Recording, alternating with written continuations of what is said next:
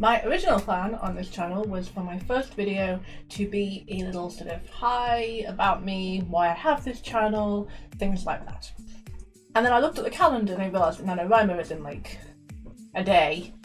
And I thought, oh, better do something else then.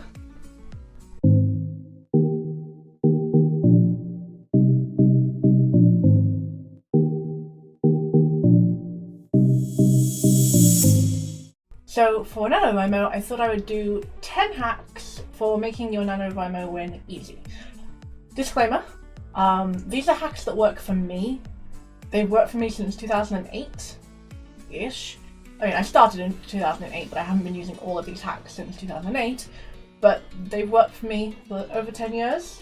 I'm hoping they'll work again this Nano, because that would be nice. And I'm hoping they will help you. I also made a similar Tumblr post, which you can find on my Tumblr, and yeah, so let's get started. The first hack, which is so very important to me personally, is no excess planning. When I come up with an idea that I want to pull into fruition for NaNoWriMo, it's really important for me at least to not write too much of it down. It'd be really easy for me to write down a summary and a plot and all the planning that will go into it and what happens in each chapter and things like that. But to me, that would ruin the spark. That would absolutely ruin all the desire I have to write it. It's not specifically that planning is bad. I don't think that being a planner is a bad thing. And if that works for you, then arguably this video probably isn't for you. So planners should find someone else to watch. But if you're a pantser, or even just a plantser like me, putting way too much time and effort into writing down plot and the ins and outs of what's going to happen over your nano, to me that it takes all the excitement away. Comparatively, when I just sort of pants my way through to an extent and keep most of the planning just in my head, I find that I have a lot more momentum. Because over the course of 2 weeks before November, I'm thinking about how these scenes that I want to write, and I'm dreaming about it, and I'm thinking about it, and I'm having all these ideas. And although I will write down a few of them, remember this particular character will die, or how about this happens, any sort of excess planning just kills the excitement. I can't. That counts as writing for me. So as soon as I end up planning and writing it down, the excitement goes and I end up in that middle dip early. So no excess planning, just some bullets, maybe some character profiles, things like that. This, for the record, does not include world building. World building is a completely different concept to the actual planning. Number 2 is a slight contrast to the first one, which is don't lose your ideas. For me, and I suppose this will matter more next year than this year now, but for me, if I keep an idea for too long, so if I come up with an idea in June and I'm like, oh, I'll keep that for Nano, I'll have lost it by October. So if you come up with an idea in June, write it early, get it out of the way, find something else for Nano. If, however, you come up with something in, say, August or September and you're like, this is a really good thing, a good idea, something that will keep me going for a whole month, write down the ideas, get the basic premise jotted down, and then put inspiration down.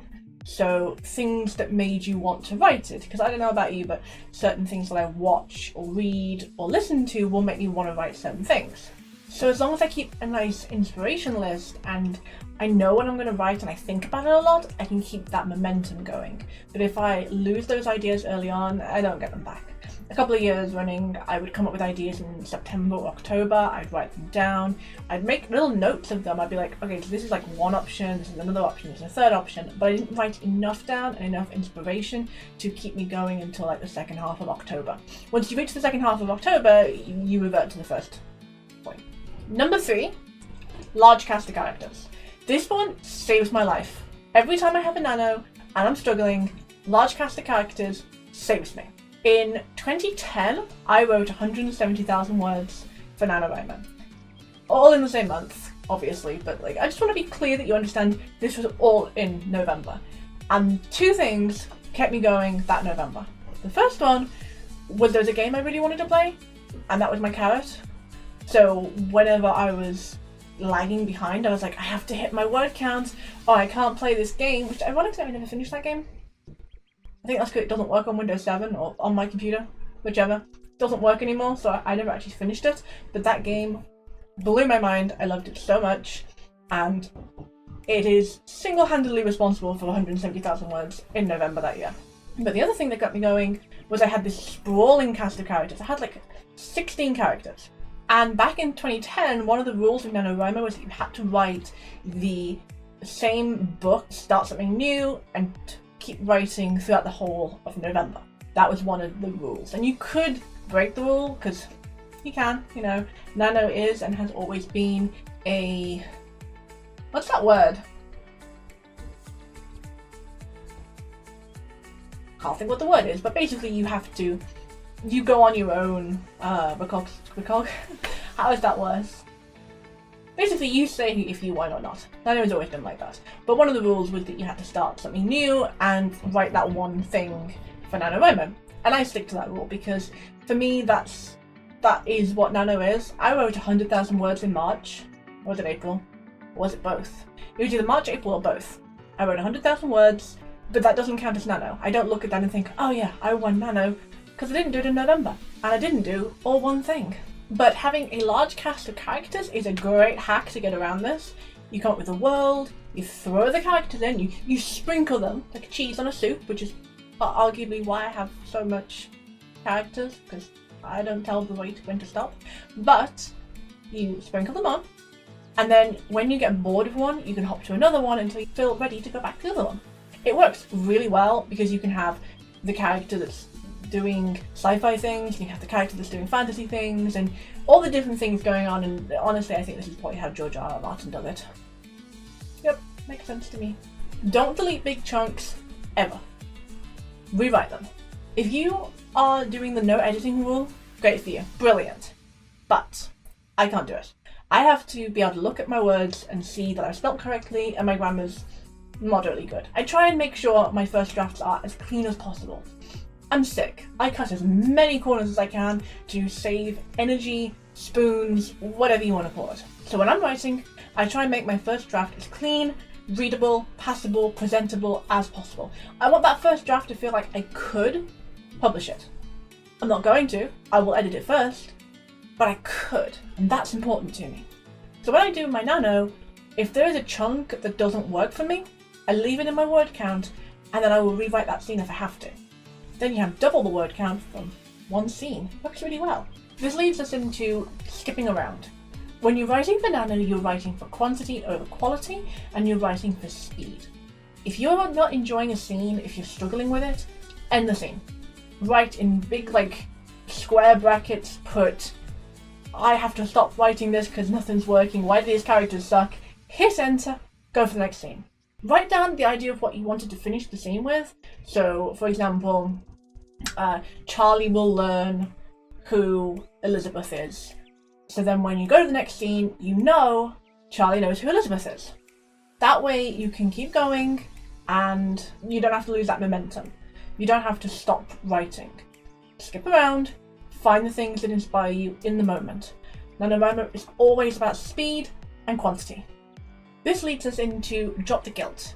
NaNoWriMo is always about quantity over quality, and when it comes to that, you need to make sure that you're churning out the words to succeed in your goal for the month.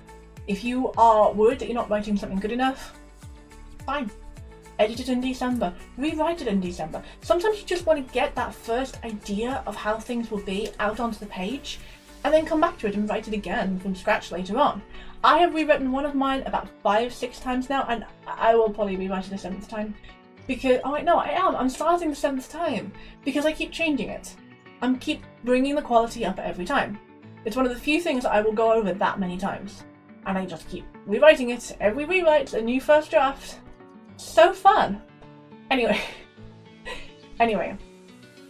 drop the guilt. Don't worry about writing something crap. It's okay. Speaking of, don't be afraid to write something truly self-indulgent and terrible. I am a major proponent that what you write should be self-indulgent anyway. When you are writing primarily for yourself. if you have joy and love for your craft, it will come through in the book, and you will find people who love it as much as you do.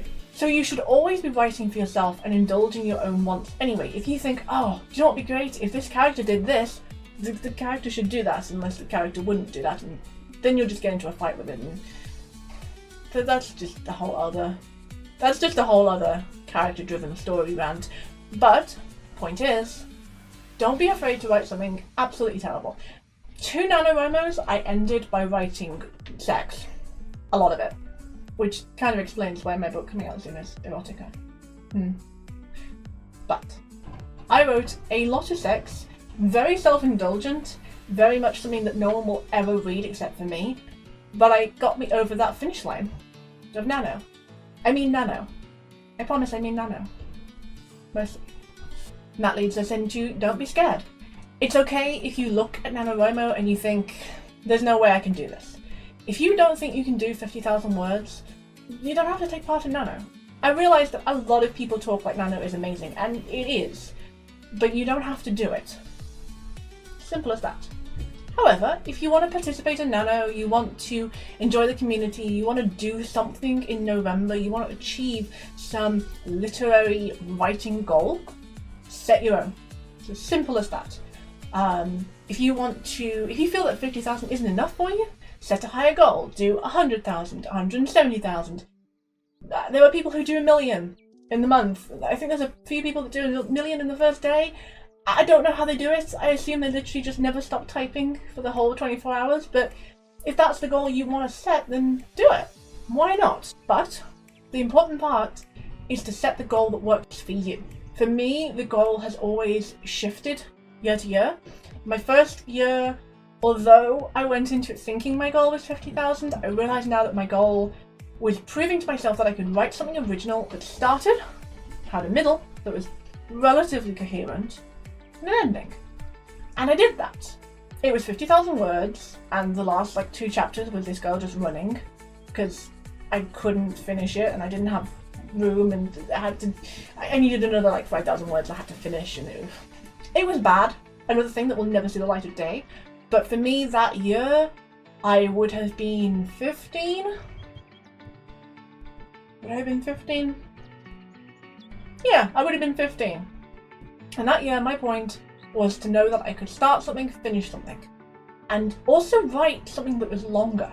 The next year I was in college. I wanted to prove that I could still write. I could still write a large amount. I could still do NaNoWriMo. I wanted to participate in the community because I do love the NaNoWriMo community, even if I am quiet some years. I got into Twitter, I think, that year. I made some friends, I made some writing buddies, and I wrote something episodic, which is something I love. And I think was the first thing I ever wrote that was episodic, if I recall correctly. I think it was. And then after that, my goal became see how much I could write. It was originally supposed to be 150,000. A friend of mine encouraged me to go up to 170,000, and I did it. And knowing that I could, knowing that I was capable of writing that much, and also it was pretty good. It wasn't publishable good, but I look back on it and there's bits that make me laugh. There's ideas in it that I really want to incorporate back into something else. There's a couple of characters I really want to keep forever. In fact, two of them, are Satuala and Tal, who the moment they touched became these bonded soulmates. And they have to sort of navigate their relationship in regards to one another and generally figure out how to fit together knowing they have to. They don't get a choice. If they aren't together, if they don't touch regularly, they will actually die. And it was a really cool concept, and I want to keep that. Most of the other stuff in that novel isn't something I want to keep, but I still know that I did it, and I enjoyed it, and there's a bunch of lines in it, and jokes in it that I would like to see come back in other things. It was also start, middle, and end. I don't remember if the plot was particularly coherent, but it finished. In fact, did it finish early and I started the next book? Not sure. It doesn't matter in the grand scheme of things. But proving that I could do that huge amount in that month was really important to me. And I actually did most of it in 3 days. I did 100... No, I sure didn't do 100k in one day. No. No, I did 10,000, 20,000, 10,000. And in those 3 days, I wrote more than I've ever written in 3 days. But it felt really good, and I was really proud of myself. And I look back on that year, and I don't see it as a waste of time. I don't see it as a waste of effort. I just see it as something that was really good for me. And I really enjoyed it. And yeah, it was worth it. So basically, when you look at NaNoWriMo, imagine what goal you want to achieve out of it. Maybe it's making some new friends. Maybe it's proving that you can write every day, even if you don't write that specific number that you're supposed to write for NaNoWriMo. Maybe your goal is knowing that you can write. I know some people have real problems finding time to set aside and getting their family to acknowledge that they do writing and that it counts as work. So maybe that's what you want to achieve. Pick your NaNoWriMo goal, set it, and achieve it, even if it's not 50,000 words, even if it's 5,000 words, even if it's a dozen short stories, even if it's one short story, it doesn't matter. NaNoWriMo is about achieving a goal and getting there, and anyone who says otherwise is lying to you. This one, I've just mentioned actually, my 170,000, to have a carrot. And that sounds ridiculous, but sticks don't work for me, so I use a carrot. I have something that I'm not allowed to do, or enjoy, or participate in until I reach my word goal for the day or where I should be. Sometimes the word goal for the day will shift if I don't feel well, because I have to pay attention to my health, but I have a carrot. This year my carrot's going to be Planet Zoo, so I have to keep my word count to where it's supposed to be, and when Planet Zoo comes out, if I've hit the word count that I'm supposed to be on for the month, then I can play Planet Zoo. Otherwise, I have to catch up before I can play Planet Zoo. And I really want to play Planet Zoo. Like, badly want to play Planet Zoo. I'd be playing Planet Zoo right now if I could be. No, I can't. It's not. They closed the beta. God damn, I missed the beta. Terrible. Have a carrot. Find something that impassions you, but don't use food or sleep or anything that will make you feel worse. You need to feel as good as you can to do the writing for Nano. It's supposed to be a challenge. You wouldn't expect a marathon runner to do it having not had breakfast because they didn't run enough the day before. No one would do that. Don't do that to yourself. No. Aim to finish early. This one is so important to me ever since a couple of years ago. I think it was back in it was either 2016 or 2017. I think it would probably be 2016. I actually finished early. I was attempting 80k, I think. It was either 80k or like 100k, and I finished early because, well, you would do because you're aiming higher, so you finish early. I finished on like day 18, I think, which was really good because the fastest I've ever finished was day 9 in my 170k, but finishing on the day 18 was really good for me. So I finished early, and then on the 21st, trigger warning for vomit, I guess. On the 21st, I think, my mom threw up. And my mom never throws up. I don't throw up, my mom doesn't throw up. My dad rarely throws up, but he has more of the throwing up gene than I do. And my mom has the no throwing up ever gene. And my mom threw up, and it was terrifying because, you know, it doesn't happen. So I was worried, and my dad was worried, and I was like, oh, this is really bad. So I sort of tried to take care of her as much as I could. And then the next day, I threw up, and I was sick for the next like 5 days, throwing up everywhere, really ill, not feeling good. My stomach was cramping. Everything was just terrible. I had this horrible stomach bug for this whole like 5 days. And I looked at my Nano, and I was on 62,000 words, and I was like, yeah, okay, finished that. I'm so glad. So that's end of the trigger warning for vomiting. But when I came to do my Nano the next year, all I could think about was, what if I'd been behind? I would not have been able to finish in time. And that's really stuck with me. So what I do now is I aim to finish early.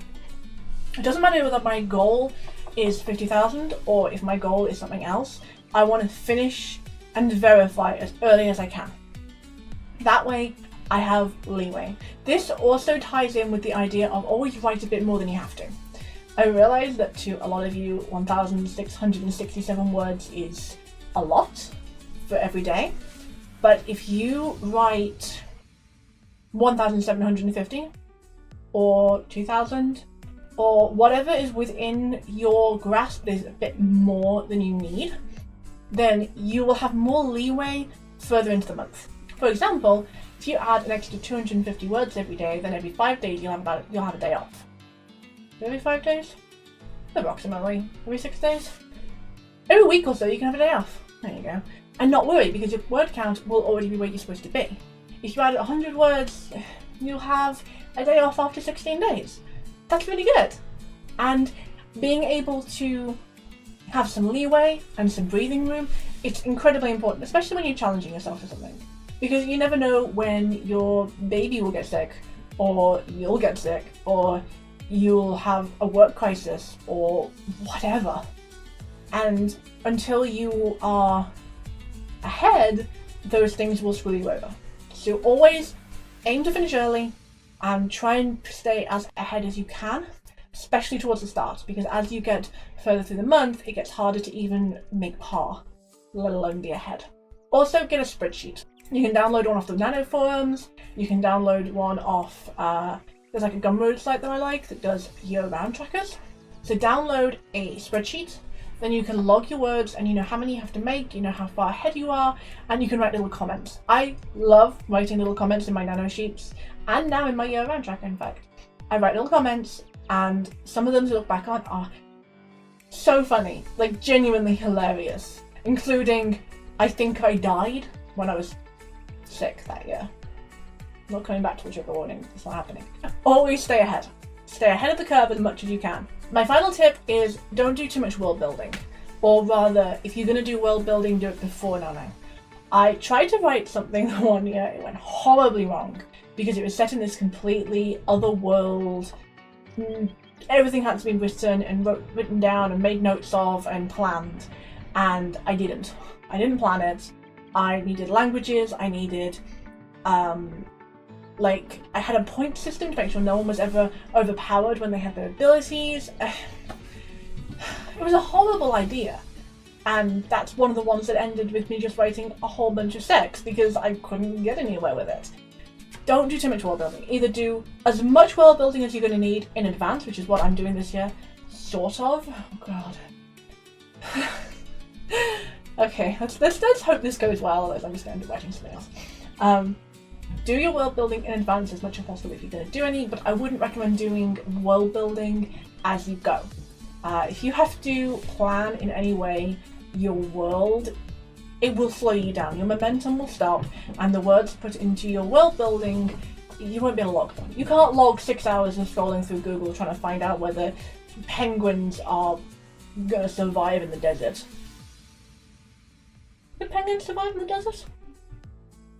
Like, I know they don't live in the desert, but would they survive in the desert? Probably not, right? I want to know now. Damn it. Finally, don't give up. You can adjust your goals, you can change your goals, but don't give up. The point of Nano is to do Nano, it's not necessarily to do the individual goal within Nano. Find something that works for you, give it your best, and don't give up. Even if you end up stopping at 25,000 because you only managed to do 500 words a day, or you end up not writing every day, just don't give up, because you never know what you'll achieve. Thank you for watching what is unfortunately my first video. I hope you enjoyed it, and if you did, subscribe, ring the bell, hope that you actually get notifications on the videos, you know. You can also follow my Twitch channel, because I do a lot of writing and art and world building over there. You can follow me on Tumblr, on Twitter, just, yeah, should all be down in the description. And if you have any questions, please just leave a comment. I have done Nano every year since 2008. I have won every single year. I did 170,000 in 2010, and I've also done over 60,000 a few years. Some years it was really, really hard for me, and it's like 50,001 words. But I've done it. And so if you have any questions, or you want reassurance, or you want a writing buddy on the Nano forums, just let me know, and we'll go and do it. So thank you, and I will see you next time. Bye! And back in 2010, one of the rules of NaNoWriMo was you had to write the same novel throughout the year. Ah, I snorted everywhere.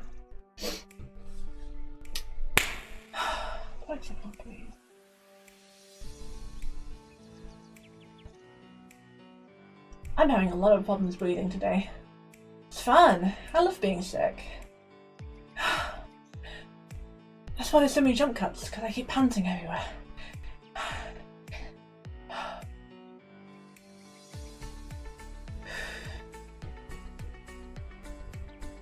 So a large cast of characters will save you if you need to pop between different ideas and different concepts. Hell, you can even squish a bunch of different ideas into one book and then see what happens.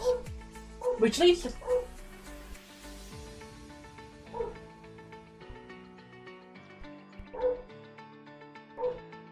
I can see the microphone going up, up, up whenever the dogs bark, so I know you can hear it. And the question is, can they hear me talking, as that's what's making them bark? We good? Are they done? Could be worse. Could have been the doves. Don't be afraid. I just found a sticker in my pocket. What the heck? It's one of the other pocket. No, okay. Speaking of quality, no. No. Anyway, thanks. Why do I say anyway? I say anyway and so all the damn time. Yeah, I do have depth of field. There we go.